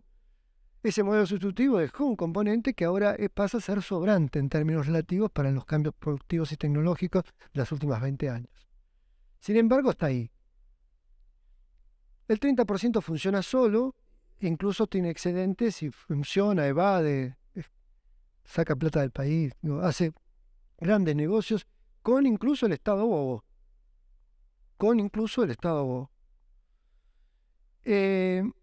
Ese tercio intermedio de la sociedad que participa de una economía de consumo, de producción de bienes y servicios, pequeñas, medianas empresas, hoy está subutilizada y no tiene capital suficiente para producir un salto cualitativo en materia de productividad. Necesita crédito y la incorporación de nuevas tecnologías. Y si tenemos 500.000 pymes, 600.000 pymes, este país podría tener 1.500.000 pymes para abastecer las necesidades que tiene de bienestar económico y social la población pobre. Porque la pobreza, para salir de la pobreza, ¿qué se requiere? Más alimentos, más educación, más salud, más vivienda, más infraestructura, más cultura, más arte, más deporte. Todo eso es trabajo. Yo no creo que el Estado tenga que garantizar eso exclusivamente. Creo que hay una parte de la sociedad que lo puede garantizar. Que justamente ese 30% de la economía de pequeñas, medianas empresas, de emprendedores, de profesionales, de cuentas propias, capaces de brindar y aportar crecimiento en cada uno de los rincones del país en términos de producir esos bienes y servicios. con productividad creciente y también con subsidiariedad creciente. Porque la sociedad tiene que funcionar. La redistribución del ingreso significa no volcar más capacidad de consumo, sino volcar más capacidad de trabajo. Y esa redistribución del ingreso en términos de inversión es lo que no viene teniendo la Argentina en los últimos tiempos. Si uno mira la participación de la inversión en el PBI en la Argentina, lo que va a ver es que cae en los años 70 acá sistemáticamente. No sube, pero cae sistemáticamente. ¿Y cómo crecimos? Lo poco que crecimos. Con el consumo, no con inversión. O eventualmente a veces con exportaciones, y con pocas exportaciones. Mucho más con el consumo. Nos está faltando invertir más para producir más. Mi modelo apunta a que y tenemos el tercio inferior, un tercio inferior de la sociedad, ubicado en esa economía social de la pobreza, que busca sobrevivir como puede, que se asiste de los problemas sociales, que hace lo que puede para tratar de salir adelante y que también está subutilizada, mucho más subutilizada en sus capacidades productivas, que también ahí requerimos de mayor inversión. Y en donde a mí ahí no me asusta pensar en el empleo público. Uno diría empleo público para pobres. Sí, habría que entenderlo mejor en la consigna. Es empleo público para justamente un empleo público o un empleo público social, un empleo mixto, capaz de fomentar justamente también bienes y servicios, no solamente de mercado, que apunten a luchar contra la pobreza. Más infraestructura social, más educación, más cuidado, más cuidado del medio ambiente, saneamiento ambiental, recuperación de espacios públicos. ¡Wow! Punto. Creo que ahí hay que operar con políticas públicas, pero que no están centralizadas. A mi juicio eso, dentro de todo este contexto, las reformas estructurales implican crear incentivos para una mayor inversión con una reforma tributaria y fiscal capaz de generar mucho más redistribución sobre los municipios y sobre las provincias, tanto recaudación como transferencia de ingresos, como captación del ingreso y uso de ese ingreso para generar mayor autonomía económica desde esos espacios que desde el Estado Nacional, que tiene una función más de coordinación, supervisión, fiscalización, fijación de los principales pisos. Hay cosas que tiene que tener el Estado Nacional, pero yo pienso que ahí se requiere una reforma muy fuerte del sistema tributario fiscal que tiene que estar asociado también a una reforma del Estado. Y no asuste, porque no hay que echar gente. Lo que necesitamos es una reforma del Estado. No solo para eliminar la corrupción potencial que puede venir, agenda liberal o conservadora. No, para eliminar la ineficiencia que tiene el Estado en su funcionamiento y que hace que no sirva a los intereses del desarrollo económico ni de los intereses de la sociedad, ni de la inclusión social. Sí, funcionarios que ganan 600.000 pesos, que tienen su coche, que tienen su celular, que tienen todos sus servicios. Bien, esos funcionarios que nadie les regula cuántas horas trabajan, ni para quién trabajan, ni para qué trabajan. Bueno, también hay que tomar en cuenta que esos funcionarios pueden estar derrochando dinero, ¿bien? Recursos públicos. Y en muchos de los circuitos del Estado puede haber un funcionario o un administrador, un trabajador del sector público que está derrochando los recursos públicos. Necesitamos una eficiente transformación del Estado, de las áreas nacional, provincial y municipal del Estado, que haga más eficiente la administración pública y el uso transparente de los recursos públicos, dirigido al bienestar social, dirigido al incentivo de la producción. Esas reformas que estoy mencionando, que son de orden político, requiere, y esta es la parte que yo señalo, como digo, un Estado fuerte, con capacidad reguladora, con capacidad de proyectar incentivos. No me asustan que el Estado tampoco participe en empresas de alta tecnología, donde debería aportar inversión tecnológica en función del desarrollo productivo para las áreas más pobres o los sectores más pobres. Hay que innovar, lo cual el Estado tiene que invertir en empresas innovadoras, mixtas. Creo que la iniciativa privada tiene que participar activamente de esto. Y creo que tiene que haber un sistema de subsidiariedad, de redistribución, pero no del consumo, no de las capacidades de consumo, sino de las capacidades productivas. trato de cerrar algunas de las ideas que se perdieron. Sí, abrí muchas más. Ahí va, sí. Bueno, sí, voy a responder así las distintas observaciones o comentarios, pero todos integrados. Bueno, creo que yo volvería al título del panel, ¿no? El desempleo, porque ¿qué es el desempleo? En el sentido de que, bueno, aumentó el producto a la salida de la convertibilidad, bueno, pero el desempleo algo se reduce, más allá de... porque en todos estos indicadores, más allá de las metodologías por ahí un poco diferentes, tanto creo que los que presentó Agustín, que los miré, pero bueno, los conozco, o los que yo presenté, ahí hay un 93% de la pega que está ocupada, porque la tasa de desempleo abierto es del 7 o 8%, depende del año, ¿no? O sea, que está ocupada, que está haciendo algo, que tiene alguna ocupación que produce para algo, para un tercero, hace un servicio para un tercero mismo, hasta en los programas de empleo, los programas de potenciar trabajo, se hace algo para otro, no para sí mismo y se sale a vender, quiero decir. Uno puede después analizar críticamente ese tipo de ocupaciones, pero tenemos a toda esa población que está en algún tipo de ocupación, digamos, ¿no? Entonces, cuando hablamos de resolver el problema del desempleo, ¿de qué desempleo estamos hablando? Si estamos hablando del desempleo abierto o estamos hablando de toda esta franja que en principio tiene un problema de ingreso. En principio tiene un problema de falta de ingreso, porque alguna ocupación está haciendo. Uno podrá evaluar, bueno, esa ocupación no sirve para nada o esa ocupación no está valorada en el mercado y por eso el tema de la productividad, pero alguna ocupación está haciendo. Digamos, la reducción del tiempo de trabajo en la producción del valor de una mercancía, eso es inexorable y no viene con la inteligencia artificial. Lo que la hace la inteligencia artificial, que estamos todos cada vez más asombrados, es acelerarlo abruptamente. Pero digamos, es una característica innata del sistema capitalista, la racionalidad económica del sistema capitalista, el reducir el tiempo de trabajo en la producción para, digamos, esto trasladarlo a ganancias. Ese es el objetivo. El objetivo es ese. El objetivo, digamos, no es dar empleo a las personas. El objetivo es incrementar las ganancias o que no caigan a partir de lograr ese rendimiento que lo llamamos productividad. Productividad, aumentar la productividad, aumentar la productividad supone reducir el tiempo de trabajo para producir esa mercancía y eso es así y en principio eso desplaza empleo. Entonces la pregunta es ¿qué hacemos con ese empleo que desplaza? ¿No? Porque esto es acá y en todos los países. Bien. A la salida de la convertibilidad en Argentina, los primeros años, el producto creció, la economía creció al 10%.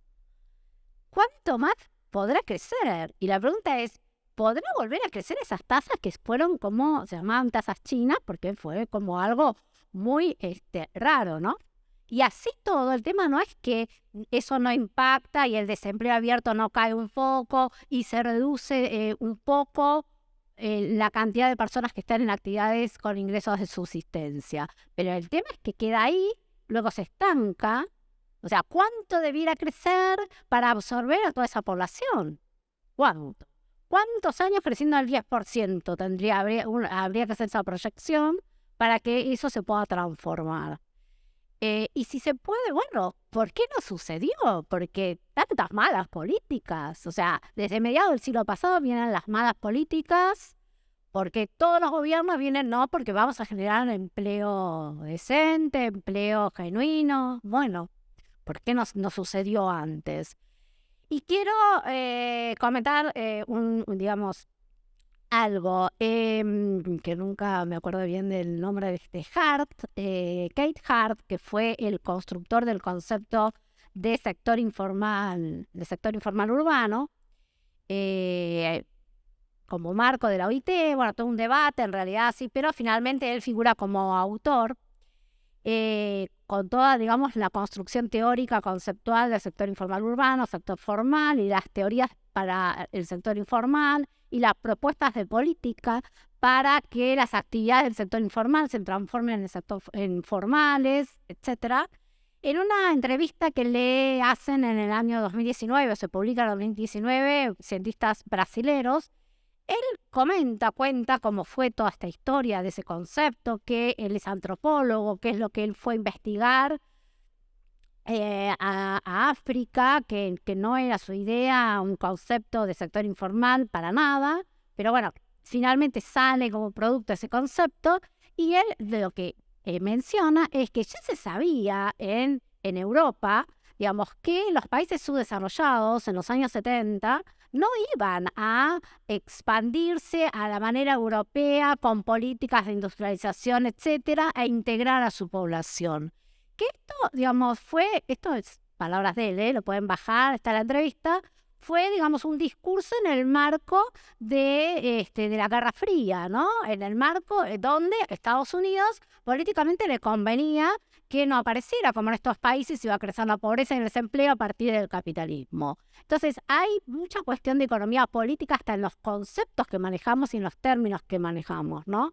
Entonces, bueno, uno dice, malas políticas de los últimos gobiernos, bueno, hay una forma que toman los capitalismos tardíos, que son nuestros países, que no es la misma que los capitalismos centrales europeos. También porque ese excedente de fuerza de trabajo, estos capitalismos, esos países, se los sacaron de encima. Fueron migrantes a nuestros países. Ya partimos de un punto, de un escalón distinto, ¿no?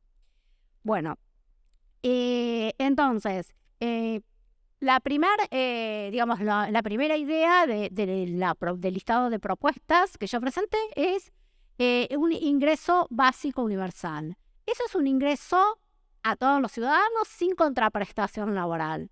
Es muy debatido, algunos dicen por partes, empezar por una parte o después seguir, a qué nivel de ingreso, pero es un ingreso sin contraprestación laboral, basado en la teoría de los derechos, que así como el derecho al trabajo hay que reconocerlo y garantizarlo, también el derecho al ingreso. Hoy en día yo considero que hay que cambiar la cabeza, no somos una sociedad salarial, se transformó el capitalismo y también debiéramos pensar que hay que transformar las ideas y cómo miramos las políticas. O sea, ese ingreso en principio impacta porque saca del mercado de trabajo a aquellas personas que están trabajando por obligación porque necesitan un ingreso. Por otro lado, universal porque inyecta igualdad. Y la reforma tributaria porque inyecta equidad. Digamos, universal porque todos tienen acceso y equidad porque lo van a ir pagando por impuestos.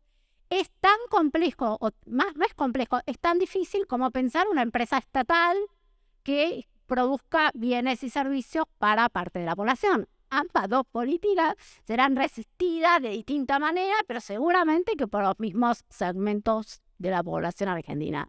Entonces, si vamos a pensar en esa complejidad de la economía política, entonces, digamos, no vamos a hacer, no hay propuestas para salir de ninguna manera. Bueno, ya voy terminando, que quiero ver qué más me ha quedado en el tintero. Bueno, el planteo de un sistema de políticas de cuidado universal justamente es lo contrario, es para no caer en políticas para pobres y políticas para no pobres. Es decir, lo universal es el mismo tipo de política de acceso a las políticas de cuidado para toda la población.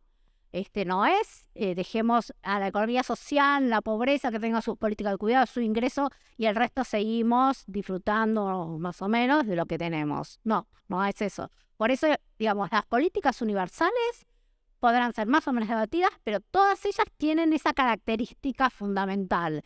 El acceso universal inyecta igualdad. Todos accedemos. Así es la educación. Después podemos debatir que hay hay escuelas con mejor calidad que otras por los barrios, etcétera, que se viene deteriorando. Pero el concepto de universal, o sea, yo para ir a una escuela pública no tengo que presentar un certificado de pobreza y tampoco de riqueza para que me excluya. Voy a la universidad lo mismo. Bueno, esa es la idea de política universal.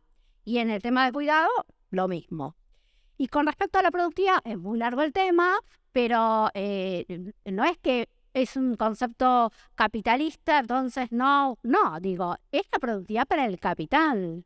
Ahora, hay otra cantidad de bienes y servicios que el capital no les interesa producir porque no le da ganancia, pero que la sociedad los necesita. Y ahí, ¿qué productividad vamos a medir? Porque la productividad no es un concepto que nació, fue parido y es así, no. Tiene una interpretación que, bueno, para el capital es eso y es cuanto menos cantidad de fuerza de trabajo, mejor porque es lo que estoy buscando. Pero ese rendimiento, ese concepto de rendimiento no es el único, puede haber otros. El rendimiento puede ser que impacte lo menor posible en el ambiente, entonces la productividad va a ser eso, lo voy a medir por ese lado. O que tenga mayor impacto social, entonces lo voy a medir por ese otro. Ahora, claro, eso no es exportable. Si lo tengo que medir en la productividad internacional, no lo voy a encontrar porque no son servicios que se exporten directamente. Bueno. Y luego, así como hay que garantizar el ingreso, también hay que garantizar el trabajo, porque las personas que quieran trabajar, más allá de cobrar el ingreso básico universal, tienen que tener garantizado el acceso a un trabajo. Por eso también el tema de la organización socioproductiva, es decir, la propuesta del ingreso básico universal no está en contra para nada del trabajo. Lo que sí es deslindar la percepción de un ingreso de una contraprestación laboral mercantil. Esa es la propuesta. Bueno, listo.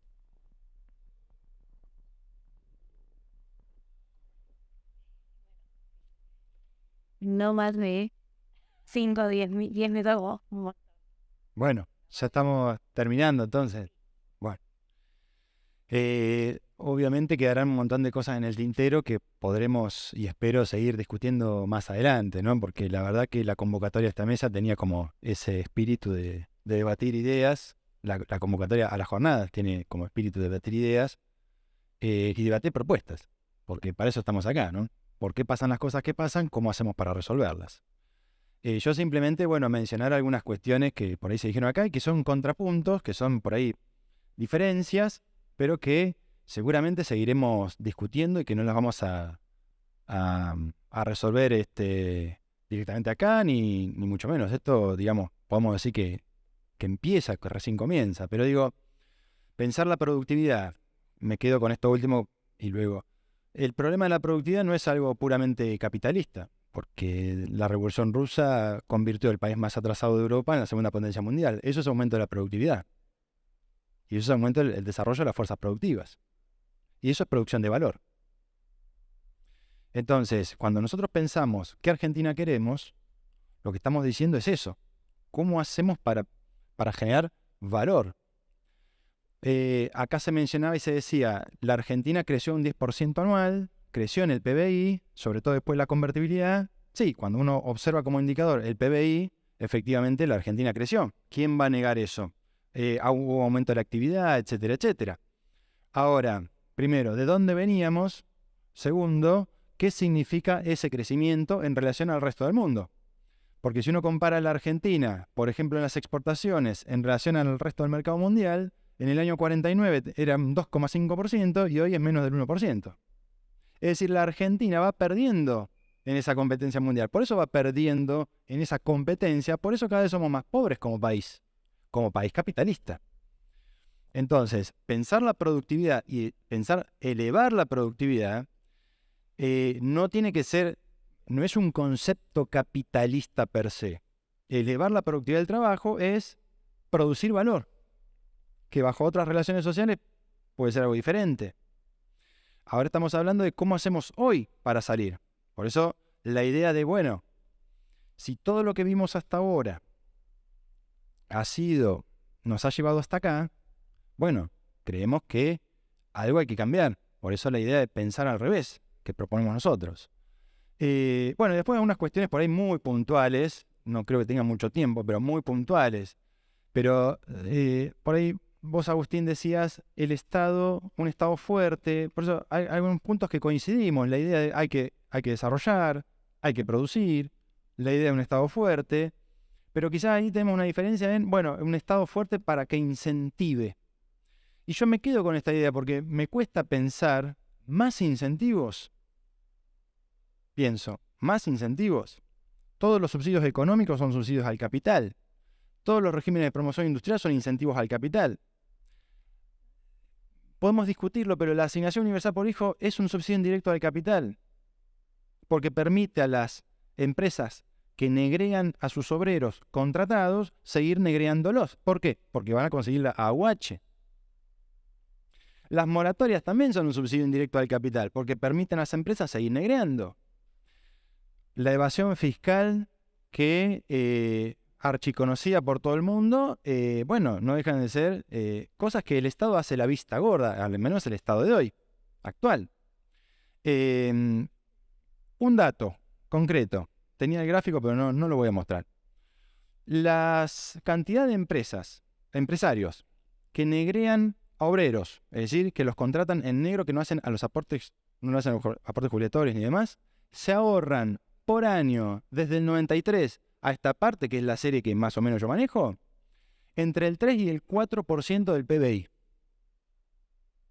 Otra vez, las empresas que negrean a sus obreros, que en su mayoría son pequeños emprendimientos y demás, se ahorran por año, por no pagar aportes sociales y contribuciones patronales, entre el 3 y el 4% del PBI. Dicho de otra manera, si todas esas empresas no negrearan a sus obreros y pagaran los aportes, uno podría decir, no hay déficit fiscal. Porque el déficit fiscal de los últimos años ha sido del 3-4%, excepto en el 2020, excepto en un año puntual. Es decir, no había déficit fiscal. Tampoco esa es la causa del problema de la economía argentina. No es el problema del déficit. El problema de Argentina es el problema de la productividad. Por eso nosotros planteamos esta idea de un Estado fuerte que resuelva el problema del desempleo, que construya empresas y que resuelva el problema de la productividad o que empiece a elevarlo. Aquello que funciona, no habrá que modificarlo. El campo funciona, exporta, momentáneamente no habrá que modificarlo. Y allí donde sea necesario lanzar una empresa mixta, bueno, que sea una empresa mixta, una empresa público-privada, donde se le exija a la empresa privada elevar la productividad y no negrees a los trabajadores. Lo primero que hay que hacer es blanquear a toda esa población. Y eso elevará la productividad.